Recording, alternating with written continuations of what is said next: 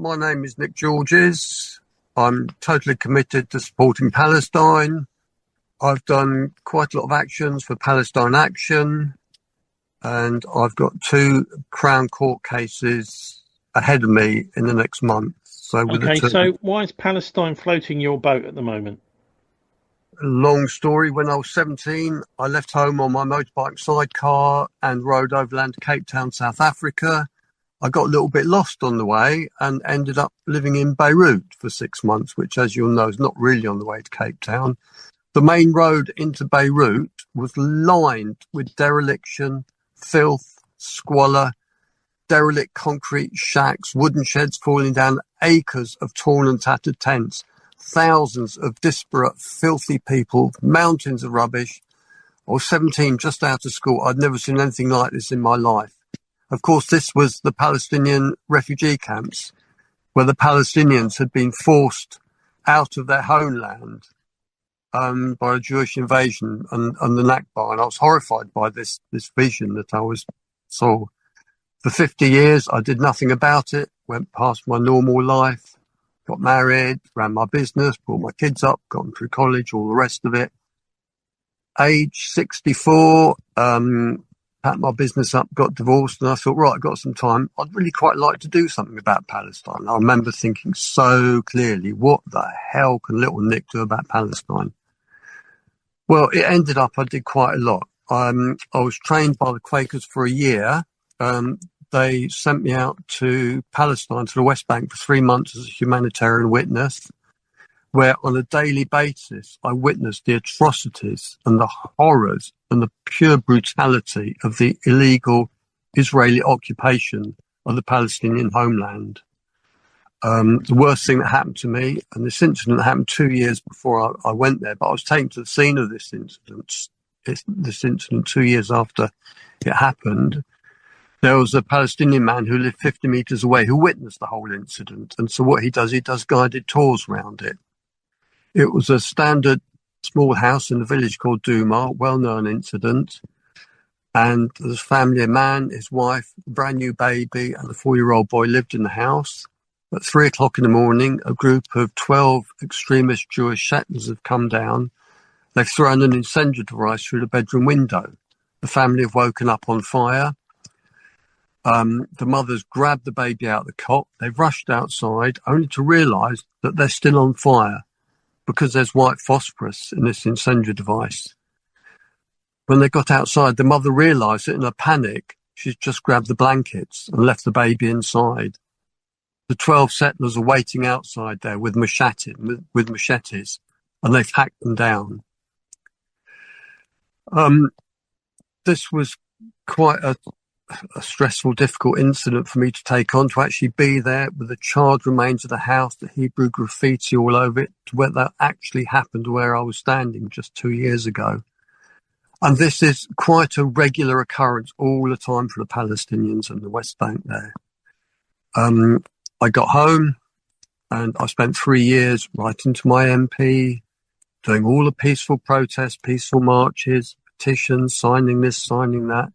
I gave lots of talks to Rotary groups, Quaker groups, church groups, friends and everything. They would talk to 200 sixth formers, show videos of what I'd seen. And then I was taken to talk I was at a Zoom where Palestine Action, who I'd never heard of, gave a talk. And this chap, the founder, I think it was, said that the Israeli arms company, Elbit, who I'd never heard of in my life, apparently had 10 factories in this country. Elbit make 85% of Israel's weapons. And they had 10 factories in this country. I was shocked. And he also said Elbit produced white phosphorus. And I was horrified at this. And he went on to say that Palestine Action's aim is to shut these factories down. They do this by occupying the factory roofs, locking on outside, painting the factories in red paint to signify Palestinian blood. And anyway, over the next couple of days, I thought about this. So I phoned him up and I said to him, look, I just really want to give you my support, just tell you I support what you're doing. I think it's brilliant. I said, well done for you. And he said, oh, that's good, he said, you're interested in us? Yes, I said, I think what you do is great. He said, oh, well, he said, in 2 days' time, we're going up on the roof of the Shenstone factory where they make the drones, the drone engines. He said, would you like to come with us? I said, you've got to be joking. I said, I'm 69. I can't go climbing about on roofs at my age. Well, he said, that's a pity because we do get older people than you doing that. And then the penny dropped. White phosphorus. Elbit make white phosphorus. And I'd come back from Palestine with PTSD from what I'd seen out there. So I said to him, yes, I'll come. So I did.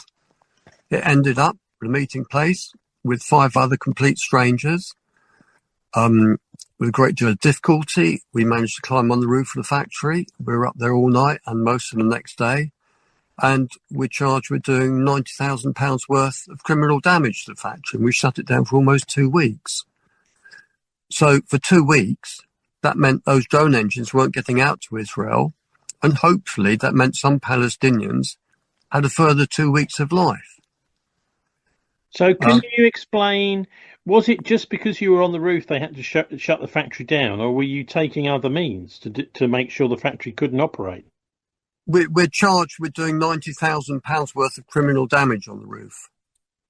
We set out to cause disruption, definitely, and to try and close the factory down, to delay the flow of weapons to Israel. You've also had some very strange incidents going into the courts during this process. So when did this happen, and what stage is this at now? Can you just take us through what's been going on in your various court appearances? Right, well, just very briefly to add to that, a little while later we did another action against one of the supply chains of Elbit, and we were then charged with criminal damage of £138,000 to this other supply chain factory. So I've got 2 court cases going on. In the second one, there are 4 of us. And there's lots of pre-trial hearings before you go to court. So 3 pre-trial hearings back, the 4 of us turned up in court. And as usual with the court, you go into the main entrance. You have to empty your pockets. You have to empty your bag. Your bag and your pockets go through the X-ray machine. You then walk through the metal detector barrier. You go out the other side, and there's a security guard there waiting with a magic wand, and you stand with your legs apart, your arms akimbo, and he waves this magic wand over every inch of your body, which is standard procedure, happens in all the courts in this country, standard safety procedure to make sure that people aren't taking anything dangerous into the court. We then go upstairs, 4 of us, and the security guard comes up to us and says, right, can you sign this bit of paper, please? So we say, what's this for? He said, you've got to have a body search. So I've looked around me, and there's nobody else in this court building. There's probably 50 people in there, all there for various things ranging from murder to pickpocketing to whatever. None of them are being body searched after the first initial search. So we complained about this, and we're told very categorically that you can't go into court unless you have this search, and that was that. So anyway, in the end, we acquiesced, we agreed, we signed the paper, we had the search, we went into court, and our pre-trial hearing went ahead as per normal. So anyway, a month later, we're back for another pre-trial hearing, and this time we got a plan. We're fed up with this discrimination. It's discriminating against us as opposed to anyone else in that court building. It's intimidating, and it's pure abuse of power. Why should we be singled out? Of all the people going into that courtroom, we're probably the least violent. We're there to stop violence, stop the suffering, try and stop a genocide. We're not there to be violent against anyone in the least bit. It's not what we're about. So anyway, we go into court, and this time as we go into the entrance, we're asked our names. And again, nobody else is asked their names and told to write their names down as they go in, just us Palestine Actionists, because they recognise us. So again, we go upstairs. Again, we're served with the same piece of paper. Can you sign this, please? Why? Because you've got to have a body search. No one else is having a body search. Doesn't matter. You have to sign this piece of paper and be searched. So this time we didn't sign it, and we stripped off down to our underwear. Caused absolute consternation in the court, and they called the police and all the usual business. What then happened, the judge summoned us into the courtroom, and he said, look, just get dressed and come into the courtroom. So we got dressed, went into the courtroom, no body search. When we went into the courtroom, we had to go up to the room where the defendants are held behind a big glass barricade. We were led one by one into the defendants' room, and we were led straight into a separate room where, yet again, we had to undergo another body search. Apparently, this is quite standard in this court. I don't know this third body search. I don't know, but apparently in that court, everyone has to go through that. So that was, I suppose, a little bit more acceptable. We were then marched back into the defendant's room. Each of us was told where to sit, and a security guard stood directly behind each of us. So anyway, last time we were summoned. So what we then, we spoke to the judge about this at the hearing. The judge spoke to the barrister, and eventually weeks later, the solicitor of one of the three of us actually wrote to the court explaining that this was discriminatory, it was intimidatory, and an abuse of power. And we got a completely ridiculous, totally unsatisfactory letter in response. So the issue wasn't addressed in any shape or form.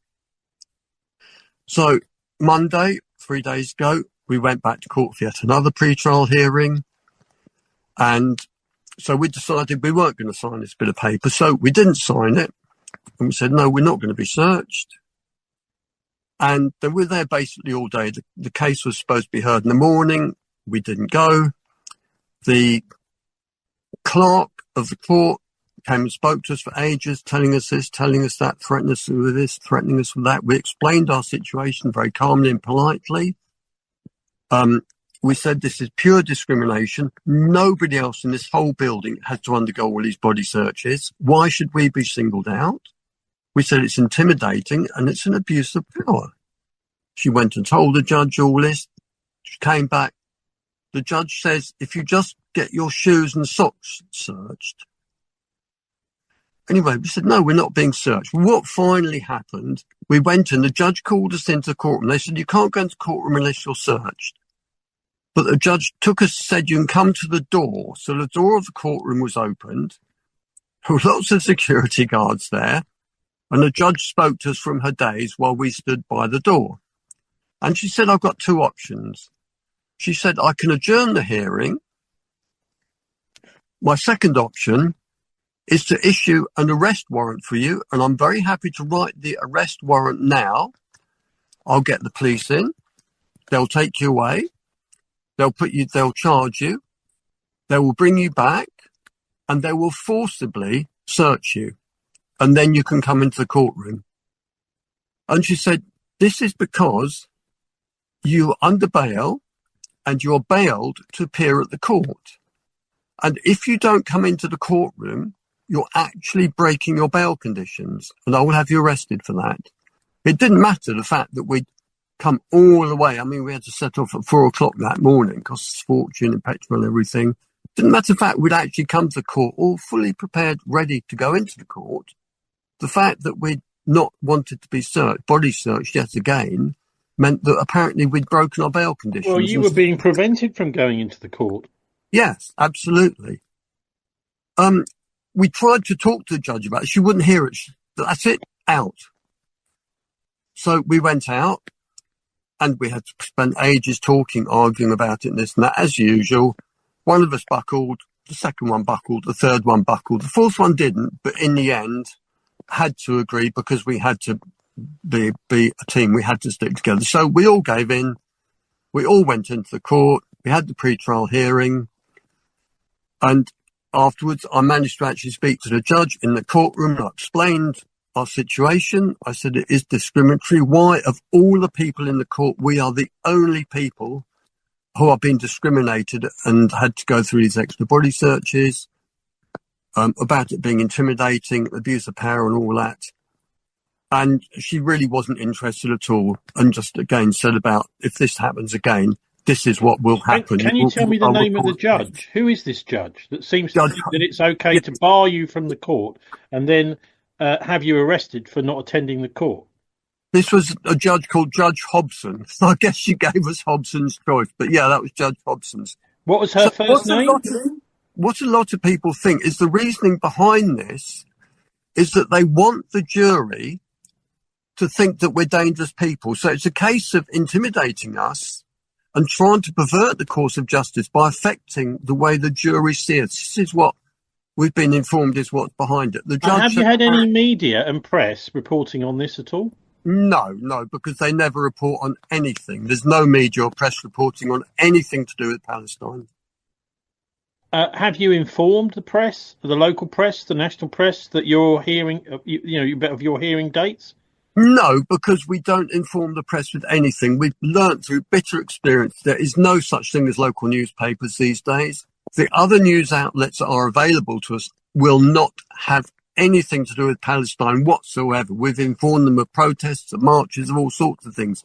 They never touch it with a Well, yeah, barge. I would suggest that it's a good idea to inform them whether or not they turn up, just for the record. And also, as the public mood changes, as it does, and sometimes they'll think, well, we haven't been to 10 of their hearings. It's about time we went to one. Well, yeah, I'll certainly try, but I've learned through bitter cost that the media don't want to know anything to do with Palestine. Well, I think some of them do and some of them don't, is all I'll say, Anyhow, so can you just explain? I mean, that sounds to me. So what happened in this hearing then?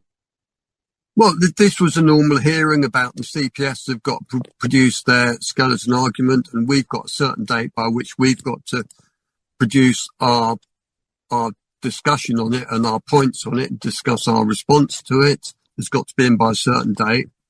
And that was basically what it was all about. Okay, and have you got a trial date yet? Yeah, for that trial, it's the 5th of August. For our first trial, which is the Shenstone Sticks, it's the 24th of June. And we're trying to get as much support outside the court as we can for the 24th of June. So if anyone can possibly come to the court to show your support for us. Which court? Where is it? At Stafford Crown Court, 9 o'clock on the 24th of June. And any support you can give by just turning up there for the morning would be really appreciated. What is it, do you think, that makes direct action in this sort of situation worthwhile? Because most people will say, well, actually, I might write to my MP, but I'm not sure there's any point. Why is direct action any different? Direct action, since 1948, people have been doing all the normal peaceful, staying within the guidelines that are laid down by the government. They've been writing to their MPs, peaceful marches, protests, all that stuff. None of it, as you can see very clearly, none of it since 1948 has made any difference.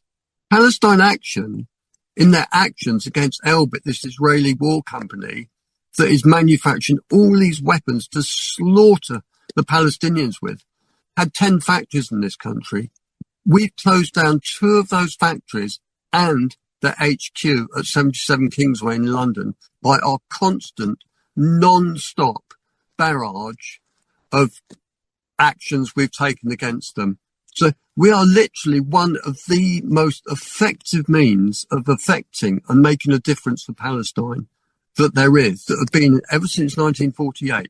I know it's a proud boast to make, but I do really feel that's genuinely true. We are having more effect than almost any other form of protest or action. Well, without getting too much into the internecine arguments in the courtroom, there is such a thing as a greater crime. So there should be, and there has been certainly in the past in British law. So, for example, let's just paint a picture in our minds of you and I, Nick, in a bar. We start to have an argument. I pull out a gun. I threaten to kill you, and someone else who maybe is a friend of mine actually kicks me in the stomach very hard at that point. Now, what he's done there is he's possibly potentially saved your life from an attempted murder. And so it would seem insane, ridiculous to prosecute him for that. But it seems like that equivalent of that is what's being done to you, because this genocide, and it absolutely is a genocide, going on in Gaza right now, has led to the deaths of somewhere between 50,000 and possibly up to 120, 130,000 civilians, and it has a very nasty genocidal, racist nature to it, where young Israelis are talking about things like we must kill their offspring, so because those offspring may grow up to be our enemy. This is most definitely a genocidal statement, and there are genocidal statements being made by the Israelis all the time.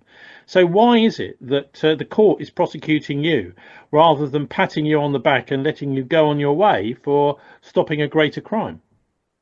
Well, I think the problem is that basically this government, we've got a Zionist government that is controlled by Israel. Starmer is an avowed Zionist. He's recently avowed that he's a Zionist. He is interesting because he was partially responsible for the downfall of Corbyn, the destruction of Corbyn, amongst with all the media smearing of him for these false anti-Semitism claims. When Corbyn went, there were 10 Labour hopefuls put forward from which they were going to vote and elect a new leader of the Labour Party. Starmer wasn't even on that list. All of a sudden, Starmer has leapfrogged this whole lot, and all of a sudden, he's leader of the Labour Party. Well, what happened, he was massively funded, and he hid this for as long as he could. He was massively funded, basically, by Israel. Israel wanted him to be the top of the Labour Party. Israel could not tolerate the thought of Corbyn, someone who's pro-Palestinian, being elected as Prime Minister of the country, so they oversaw his downfall. Amongst, obviously, the establishment who were frightened of him as well, the Conservative Party and industry, and big industry. So anyway, Starmer's now leader of the Labour Party. The Zionists wanted him in power. So for the next 3 or 4 years, they gradually proceeded, because they control the media, to produce scandal after scandal about the Conservative Party. And by the time the election came, there'd been so many scandals about the Conservative Party, nobody was going to vote for the Conservative Party. And there was no one else to vote for. So inevitably, there was no other option. Everyone voted for the Labour. And we think we live in a democracy. The whole thing was managed to get Labour in. So now the Zionists have Keir Starmer in charge of the country. He's their puppet. He's been bought and paid for. He will do exactly as he's told. And him and his cronies, there's so much money to be made in arms and everything. They cannot pour weapons fast enough into Israel. I think in the last 4 months, they've quadrupled through the back door, basically, the amount of armed sales going into Israel. And it's quite horrific what they're doing. They couldn't care less about humanity or about suffering or justice or international law or anything like that. All they're interested in is doing everything to support the Zionist movement and get more weapons into Israel to kill more and more innocent people. It's just horrific. There's no humanity in what they do. No, no, you're quite right. I just wonder. I mean, it doesn't seem to be any end in sight to the mass murder that's going on at the moment. If this is allowed to continue, how do you see it developing? Well, I mean, we all love to think there's a shining white in knight armour waiting in the wings to charge in to rescue the Palestinians. There is no such thing. There is nobody in the wings waiting to charge in to rescue the Palestinians. Everybody is too frightened. They're too shy. Nobody will touch it with a barge pole. I don't think there's anything. The trouble is, Israel has such power throughout America. AIPAC rules America.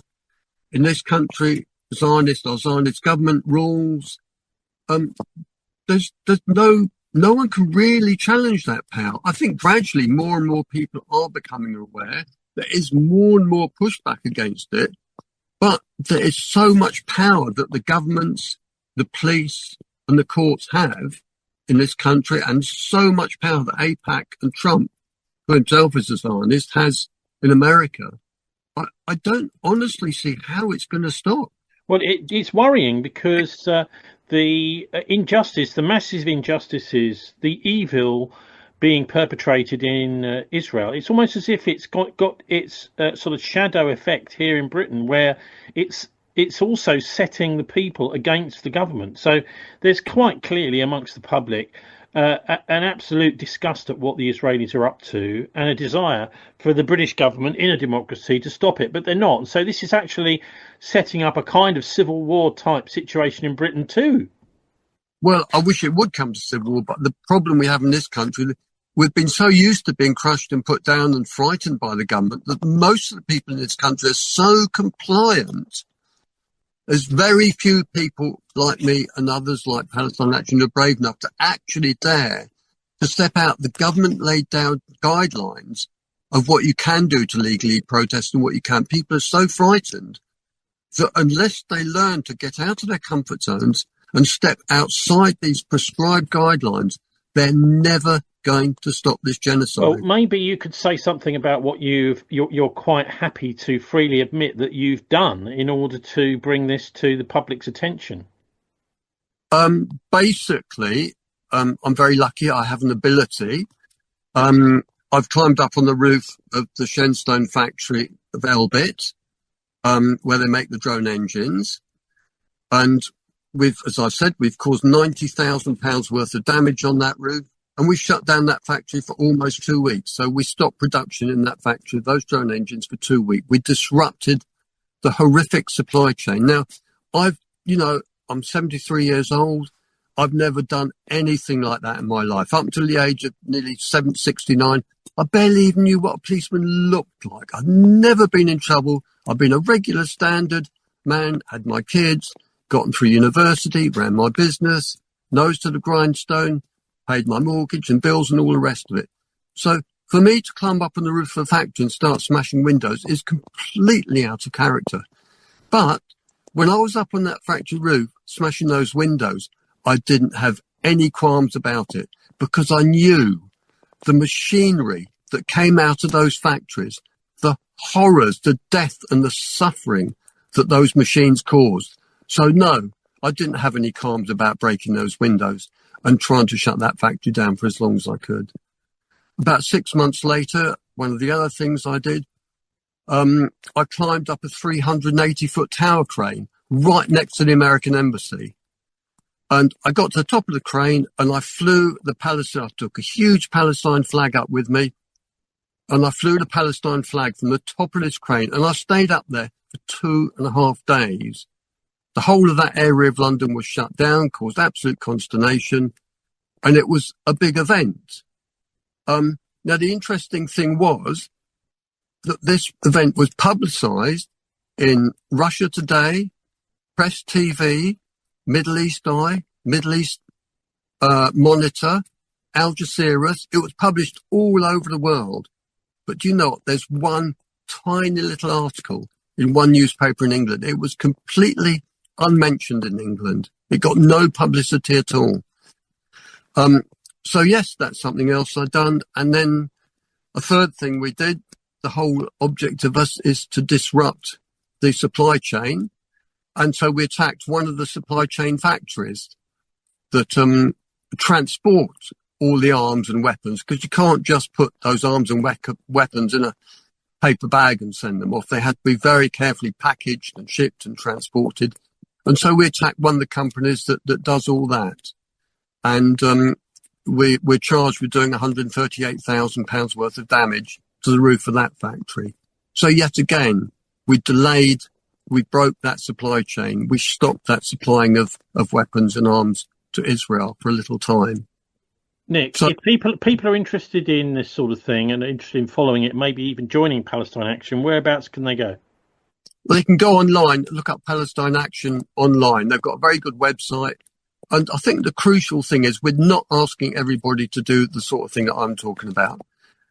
Palestine Action, it's like the British Army. To keep one soldier in the field, you have to have a whole pyramid of support underneath it. So Palestine Action needs so much support. We need people to do court support, to turn up and support our activists when they go to court. We need people to do police station support. So when they're arrested, they're waiting outside. So when the police kick them out 3, 4 o'clock in a pitch black freezing cold morning, when they've taken all their money and car keys and everything, we're there to support them, to feed them, to give them transport, to take them to a train station, to put them up for the night. We need people to write to them in prison. I think there's 28 of our members who are in prison at the moment. Most of them haven't even been to trial. They've not been convicted of anything, and they're just being held in prison 2 years, some of them, just waiting to go to court. Oh, well, this is absolutely horrific. Nick Georges, thanks very much for joining us. You're more than welcome. All the best to you, and thank you for reporting what's actually going on, as opposed to most of our media.